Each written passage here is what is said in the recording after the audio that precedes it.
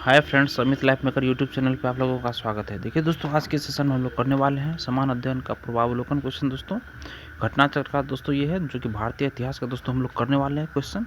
जितने भी अभी तक में पूछे गए क्वेश्चन दोस्तों हैं, प्रीवियस ईयर का क्वेश्चन है। सारे क्वेश्चन दोस्तों इस घटना चक्र में दिया गया फ्रेंड्स।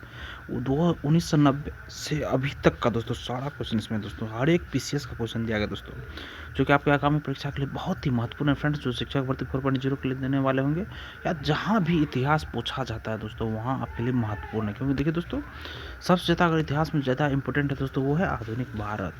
इसके बाद ही दोस्तों आपका एंशिएंट और मेडिवल से क्वेश्चन पूछा जाता है दोस्तों। तो देखिए दोस्तों, अभी तक में हम लोग आधुनिक भारत का देखिए दोस्तों कितने सारे चैप्टर को कंप्लीट कर चुके हैं फ्रेंड्स। तो देखिए फ्रेंड्स, होम रूल लीग आंदोलन फ्रेंड्स, होम रूल लीग आंदोलन तक दोस्तों चैप्टर 22 चैप्टर दोस्तों अभी हम लोग का खत्म हो चुका है फ्रेंड्स। और आज दोस्तों अगला चैप्टर 23 में करेंगे गांधी व उनके आरंभिक आंदोलन, गांधी व उनके आरंभिक आंदोलन। तो देखिए दोस्तों, हम लोग आते हैं अपने सेशन पे फ्रेंड्स। देखिए गांधी व उनके आरंभिक आंदोलन, पहले दोस्तों इसका थ्योरी है, पहले थ्योरी हम लोग कंप्लीट कर लेते हैं फ्रेंड्स। उसके बाद जस्ट इससे जितने सारे क्वेश्चन पूछे गए सारे क्वेश्चन को करेंगे। देखिए दोस्तों, थ्योरी है कि मोहनदास करमचंद गांधी का जन्म 2 अक्टूबर 1869 को गुजरात के पोरबंदर नामक स्थान पर हुआ था। सही है फ्रेंड्स। देखिए, मोहनदास करमचंद गांधी का जन्म 2 अक्टूबर 1869 को गुजरात के पोरबंदर नामक स्थान पर हुआ था। उनकी प्रारंभिक शिक्षा राजकोट में हुई। महात्मा गांधी का अल्पायु 13 वर्ष में ही कस्तूरबा गांधी के साथ विवाह हुआ था दोस्तों। महात्मा गांधी का अल्पायु मतलब 13 वर्ष में ही दोस्तों इसकी शादी हो गई थी दोस्तों कस्तूरबा गांधी के साथ। जो उन्होंने द इनर टेम्पल लंदन से बैरिस्टरी का प्रशिक्षण लिया था दोस्तों। उन्होंने द इनर टेम्पल लंदन से बैरिस्टरी का प्रशिक्षण लिया था। करमचंद गांधी पोरबंदर वांकानेर एवं राजकोट राज्यों के दीवान थे दोस्तों। करमचंद गांधी पोरबंदर वांकानेर एवं राजकोट राज्यों के दीवान थे फ्रेंड्स। ये गांधी जी के पिता थे दोस्तों। करमचंद गांधी पोरबंदर वांकानेर के राजकोट राज्यों के दीवान थे दोस्तों। ये गांधी जी के पिता थे। इनका उपनाम कबा गांधी था। गांधी जी ने दक्षिण अफ्रीका में 1894 ईस्वी में नटाल इंडियन 1894 ईस्वी में दोस्तों याद रखिएगा, 1894 में नटाल इंडियन कांग्रेस की स्थापना की और दक्षिण अफ्रीका के लंबे आंदोलन के दौरान कई बार जेल की यात्रा भी की थी दोस्तों। अपने सहयोगियों की सहायता से उन्होंने टॉलस्टॉय फार्म की स्थापना की और वहीं रहने लगे। दक्षिण अफ्रीका में उन्होंने इंडियन ओपिनियन नामक अखबार निकाला। यह गुजराती, हिंदी, तमिल और अंग्रेजी में प्रकाशित था दोस्तों। यह हिंदी, देखिए दोस्तों, दक्षिण अफ्रीका में उन्होंने इंडियन ओपिनियन नामक अखबार निकाला। यह दोस्तों गुजराती, हिंदी, तमिल और अंग्रेजी, 4 दोस्तों याद रखिए, गुजराती में, हिंदी में, तमिल और अंग्रेजी में प्रकाशित होता था। महात्मा गांधी ने फिनिक्स डरबन दक्षिण अफ्रीका में वर्ष 1904 ईस्वी में एक आश्रम स्थापित किया था। डरबन दक्षिण अफ्रीका में 1904 ईस्वी में एक आश्रम स्थापित किया था। फिनिक्स आश्रम को 27 फरवरी 2000 ईस्वी को दोबारा खोला गया दोस्तों। फिनिक्स आश्रम को 27 फरवरी 2000 ईस्वी को दोबारा खोला गया है। फिनिक्स महात्मा गांधी द्वारा स्थापित प्रथम आश्रम था। उनके विचारों में आदर्शवाद की बजाय व्यवहारिक पर अत्यधिक जोर दिया गया है। मार्क्स की तरह गांधी जी भी राज्य को हटाने की इच्छा रखते थे। उन्होंने स्वयं को दार्शनिक, अराजकतावादी, फिलोसॉफिकल एनार्चिस्ट कहे जाने से गुरेज नहीं किया। सत्य तथा अहिंसा गांधी जी के रामराज के युगल सिद्धांत थे। सत्य एवं अहिंसा गांधी जी के रामराज के युगल सिद्धांत थे। उन्होंने सत्य और अहिंसा को अपने स्वप्नों के नवीन समाज का आधार बनाया था। गांधी जी के सच्चे समाजवादी भी थे। वे व्यक्ति के हित के साथ साथ समाज के हित का ध्यान रखते थे। वे सामाजिक न्याय के उदात्त सिद्धांतों को क्रियात्मक रूप से देना चाहते थे दोस्तों। वे सामाजिक न्याय के उदात्त सिद्धांतों को क्रियात्मक रूप देना चाहते थे। वे अन्याय और अत्याचार के विरोधी थे। गांधी जी ने लुई फिशर से स्वयं कहा, मैं सच्चा समाजवादी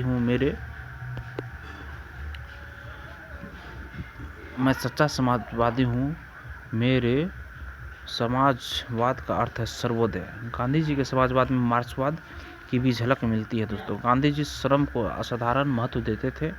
वे इस सिद्धांत को क्रियात्मक रूप देना चाहते थे कि प्रत्येक से उसके सामर्थ्य के अनुसार काम लिया जाए, प्रत्येक से उसके सामर्थ्य के अनुसार काम लिया जाए तथा प्रत्येक को आवश्यकता अनुसार पारिश्रमिक दिया जाए। गांधी जी मार्क्सवादियों की भांति भावी आदर्श व्यवस्था में राज्य की सत्ता नहीं मानते थे। गांधी जी स्वयं कहते थे कि मैं उसी समस्या को सुलझाने में लगा हूँ जो कि वैज्ञानिक समाजवाद के सामने है। अतः गांधी जी को समाजवादियों में एक व्यक्तिवादी और समाजवादियों में एक मार्क्सवादी कहा जाता है दोस्तों। अतः गांधी जी को समाजवादियों में एक व्यक्तिवादी और समाजवादियों में एक मार्क्सवादी कहा जाता है दोस्तों। देखिए, गांधी जी को समाजवादियों में एक व्यक्तिवादी, समाजवादियों में व्यक्तिवादी और समाजवादियों में एक मार्क्सवादी कहा जाता है। गांधी जी की सत्याग्रह रणनीति में हड़ताल को सबसे अंतिम स्थान प्राप्त था दोस्तों, जबकि उपवास को गांधी जी सबसे अधिक प्रभावकारी अस्त्र मानते थे और इसे उन्होंने अग्निबाण कहा है दोस्तों। गांधी जी के सत्याग्रह सिद्धांत में सत्याग्रही का उद्देश्य शत्रु को पराजित करना नहीं है, बल्कि उसका हृदय परिवर्तन करके उसे अपने अनुकूल बनाना है। यह कार्य सत्याग्रही अपने ऊपर कष्ट झेलकर करता है। गांधी जी ने परिवार नियोजन हेतु सर्वोत्तम उपाय आत्मनियंत्रण, सेल्फ कंट्रोल बताया था। गांधी जी 24 वर्ष की उम्र में 1893 ईस्वी में एक गुजराती व्यापारी दादा अब्दुल्ला का मुकदमा लड़ने के लिए दक्षिण अफ्रीका डरबन गए थे दोस्तों। 24 वर्ष की आयु में 1893 ईस्वी में वह अफ्रीका में लगभग 21 वर्ष रहे थे। जनवरी 1915 में भारत लौटे। जनता ने बड़ी गर्मजोशी से उनका स्वागत किया। दक्षिण अफ्रीका के उनके संघर्षों और उनकी सफलताओं ने उन्हें भारत में अधिक लोकप्रिय बना दिया था। भारत आने पर उनका संपर्क गोपाल कृष्ण गोखले से हुआ, जिन्हें गांधी जी ने अपना राजनीतिक गुरु बनाया। उनके प्रभाव में आकर उन्होंने अपने को भारत की सक्रिय राजनीति से जोड़ा। महात्मा गांधी ने सर्वप्रथम वर्ष 1901 में आयोजित कांग्रेस के कलकत्ता अधिवेशन में भाग लिया था। देखिए दोस्तों, महात्मा गांधी ने सर्वप्रथम वर्ष 1901 में आयोजित कांग्रेस के कलकत्ता अधिवेशन में भाग लिया था। इस अधिवेशन में गांधी जी का दक्षिण अफ्रीका पर प्रस्ताव भी पारित हुआ था दोस्तों। इस अधिवेशन की अध्यक्षता दीनशा वाचा ने की थी। ध्यातव्य है कि गांधी जी अपने दक्षिण अफ्रीका प्रवास के बीच में वर्ष 1901 में भारत आए थे और इस दौरान उन्होंने बम्बई में अपने विधि कार्यालय की भी स्थापना की थी दोस्तों। 1901 ईस्वी में भारत आए थे और इस दौरान उन्होंने बम्बई में अपने विधि कार्यालय भी स्थापित की थी। महात्मा गांधी ने वर्ष 1915 में अहमदाबाद के कोचरब क्षेत्र से सत्याग्रही, देखिए दोस्तों, महात्मा गांधी ने 1915 में जब वो आए तो अहमदाबाद के कोचरब क्षेत्र में सत्याग्रह आश्रम की स्थापना की थी। यह आश्रम विभिन्न आर्थिक गतिविधियों के संचालन की सुविधा की दृष्टि से 17 जून 1917 को साबरमती नदी के किनारे स्थानांतरित कर दिया। यह आश्रम विभिन्न आर्थिक गतिविधियों के संचालन की सुविधा की दृष्टि से 17 जून 1917 को साबरमती नदी के किनारे स्थानांतरित कर दिया गया।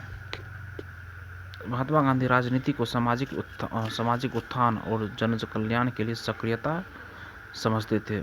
इसके संबंध में गांधी जी के द्वारा सर्वाधिक महत्वपूर्ण सुझाव राजनीति के क्षेत्र में सत्ता के विकेंद्रीकरण का दिया गया है। विकेंद्रीकरण सत्ता से उनका तात्पर्य था ग्राम पंचायतों को अपने गांवों का प्रबंध और प्रशासन करने के लिए सक्रिय करना। गांधी जी ने राजनीति के जो प्रतिमान प्रस्तुत किए उसमें नैतिकता, धर्म और मानवता का समावेश था, लेकिन गांधी जी के पूर्ण आदर्श राजनीतिक व्यवस्था के अंतर्गत राज्य अर्थात सत्ता के लिए कोई स्थान नहीं था।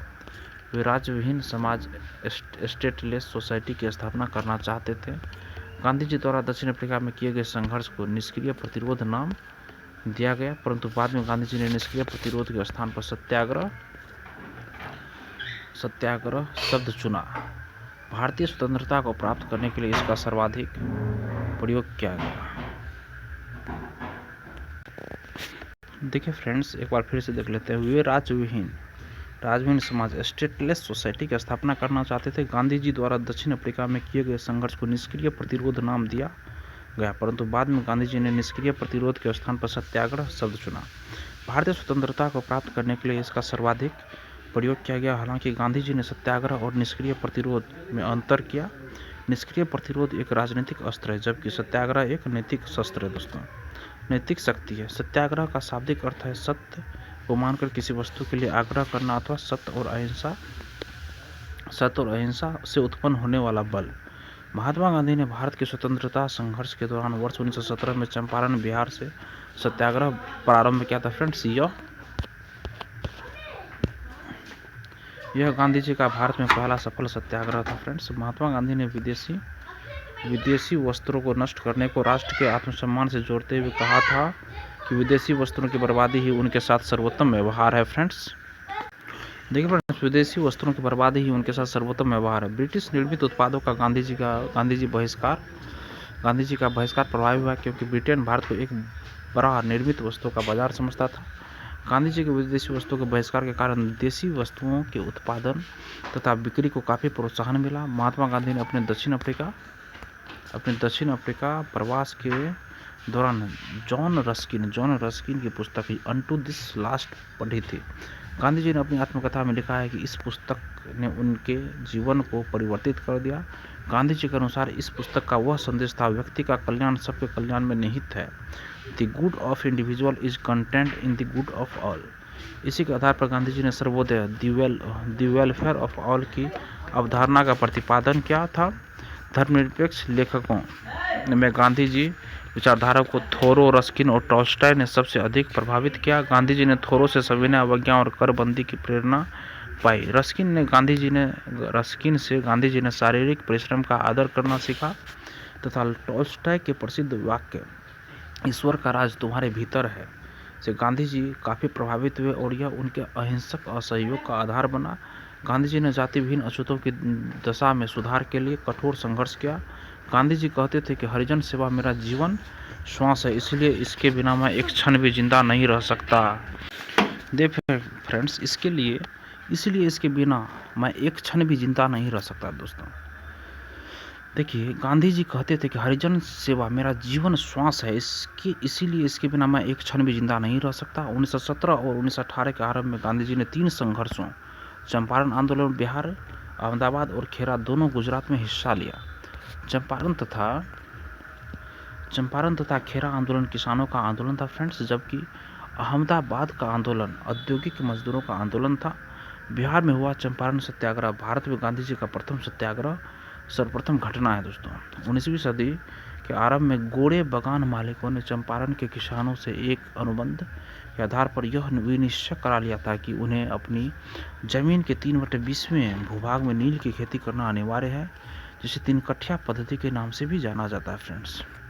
गोरे बागान मालिकों ने किसानों की मजबूरी का फायदा उठाकर उन्हें अनुबंध से मुक्त करने के लिए लगान एवं अन्य गैर कानूनी अववाबों करों की दर मनमाने ढंग से बढ़ा दी। किसानों के इसी उत्पीड़न के विरोध में गांधी जी ने चंपारण सत्याग्रह प्रारंभ किया था। मामले की जांच के लिए सरकार ने एक कमेटी गठित की थी, जिसमें गांधी जी को भी सदस्य बनाया गया। बागान मालिक अवैध वसूली का 25% वापस करने पर राजी हो गए। इस प्रकार गांधी जी द्वारा चलाया गया पहला सत्याग्रह सफल रहा फ्रेंड्स, और महात्मा गांधी को चंपारण आने तथा कृषकों की समस्या की जांच करने के लिए पंडित राजकुमार शुक्ल ने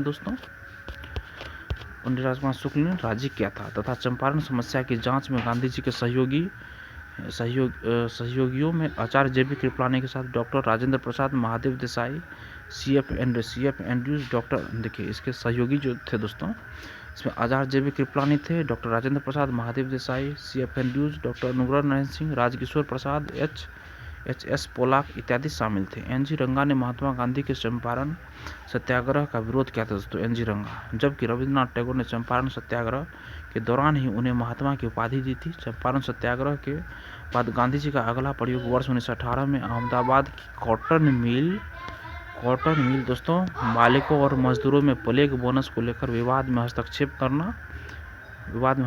करना था। गांधी जी ने मालिकों और मजदूरों को इस सारे मामलों को एक ट्रिब्यूनल को सौंप देने पर राजी कर लिया, लेकिन बाद में मालिकों ने 20% बोनस देने की घोषणा की और इसे स्वीकार न करने पर मजदूरों को नौकरी से निकालने की धमकी दी। मालिकों के इस व्यवहार को उन्होंने गंभीरता से लिया तथा मजदूरों को हड़ताल पर जाने को कहा। मजदूरों का उत्साह बढ़ाने तथा संघर्ष तेज करने के लिए उन्होंने खुद अनशन पर बैठने का फैसला लिया। इनके अनशन का मालिकों पर असर पड़ा और वे सारे मामले को ट्रिब्यूनल को सौंपने को राजी हो गए। बाद में ट्रिब्यूनल ने 35% बोनस देने का फैसला सुनाया। वर्ष 1918 में गुजरात के खेड़ा में किसानों की फसल नष्ट हो जाने के बाद भी किसानों ने लगान में छूट नहीं दी थी और भू राजस्व उगाही स्थगित नहीं की थी। इसी मुद्दे पर महात्मा गांधी ने खेड़ा के किसानों के पक्ष में सत्याग्रह संगठित किया था। फ्रेंड्स, महात्मा गांधी को सर्वप्रथम राष्ट्रपिता सुभाष चंद्र बोस ने कहा था। जुलाई 1944 ईस्वी को सुभाष चंद्र बोस ने आज़ाद हिंद रेडियो पर बोलते हुए गांधी जी को संबोधित किया। भारत की स्वाधीनता का आखिरी युद्ध शुरू हो चुका है। राष्ट्रपिता, भारत की मुक्ति के इस पवित्र युद्ध में हम आपका आशीर्वाद और शुभकामनाएं चाहते हैं। नोआखाली काल में प्यारे लाल महात्मा गांधी के सचिव थे। नोआखाली काल में दोस्तों प्यारे लाल महात्मा गांधी के सचिव थे। उनकी बहन डॉक्टर सुशीला नैयर गांधी जी की व्यक्तिगत चिकित्सक थी। दोस्तों, प्यारे लाल की बहन।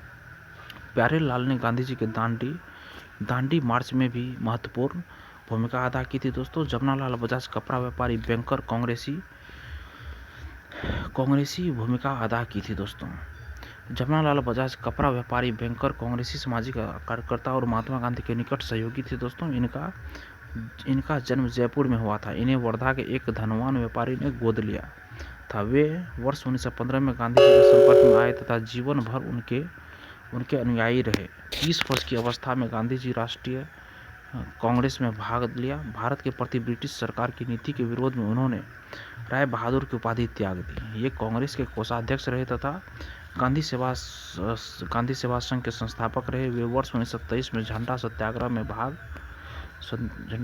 भाग लेने के लिए तथा पुनः वर्ष 1930 में सविनय अवज्ञा आंदोलन के दौरान जेल गए थे। दोस्तों देखिए, वे वर्ष 1927 में झंडा सत्याग्रह में भाग लेने के लिए तथा पुनः 1930 में सविनय अवज्ञा आंदोलन के दौरान जेल गए थे। दोस्तों, चार्ल्स एंड्रूज दीनबंधु एंड्रूज जिसे बोला जाता है दोस्तों, सेंट स्टीफेन कॉलेज दिल्ली में प्राध्यापक थे। भारतीयों से इनका गहरा लगाव था और वे हर तरह से भारतीय बनना चाहते थे। रविन्द्रनाथ टैगोर, गोपाल कृष्ण गोखले तथा महात्मा गांधी से इसके घनिष्ठ संबंध थे। ये दक्षिण अफ्रीका के दोस्तों फिनिक्स फॉर्म में गांधी जी के साथ रहे थे। गांधी जी ने ही गरीबों के प्रति इनकी निरंतरता चिंता को देखते हुए उन्हें दीनबंधु की उपाधि से सम्मानित किया था। एंड्रूज 1925 और 1927 में ऑल इंडिया ट्रेड यूनियन के अध्यक्ष भी रहे। दोस्तों, गोलमेज सम्मेलन में भाग लेने के लिए वे गांधी जी के साथ एक सहयोगी के रूप में लंदन गए थे। छत्तीसगढ़ में महात्मा गांधी का प्रथम आगमन 20 दिसंबर 1920 को रायपुर स्थित धमताड़ी में हुआ था। फ्रेंड्स, इसके अतिरिक्त वे नवंबर में भी यहाँ आए थे। भारत की स्वाधीनता के समय गांधी जी कांग्रेस के सदस्य नहीं थे। वर्ष 1934 में गांधी जी ने कांग्रेस से इस्तीफा दे दिया था। दोस्तों, 1934 में इस्तीफा दे दिया था तथा वे फिर कांग्रेस के औपचारिक रूप से सदस्य नहीं बने। तथापि राजनीतिक परिदृश्यों पर उनका शक्तिशाली मार्गदर्शी प्रभाव छाया रहा।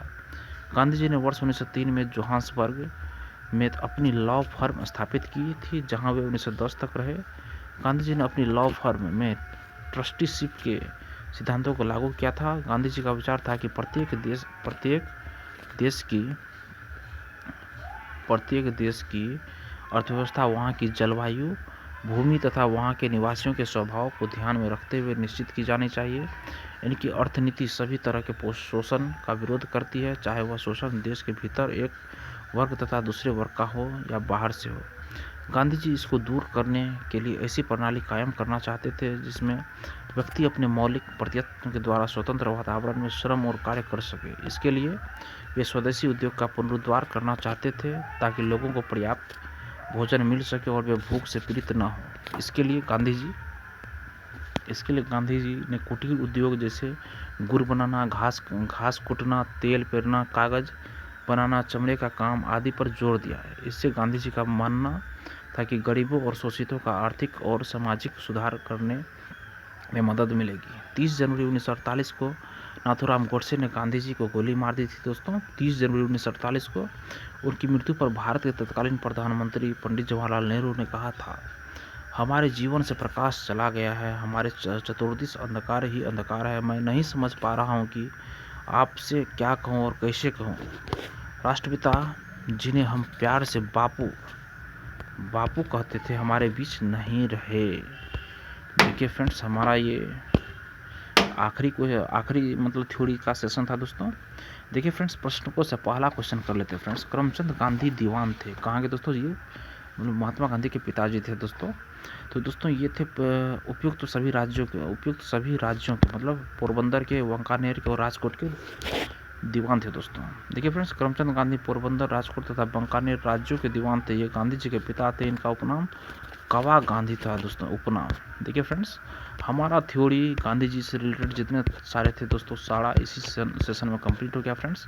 गांधी व उनके प्रारंभिक आंदोलन में दोस्तों, अब जितने सारे क्वेश्चन हैं दोस्तों, इसको नेक्स्ट सेशन में दोस्तों हम लोग कंप्लीट करेंगे।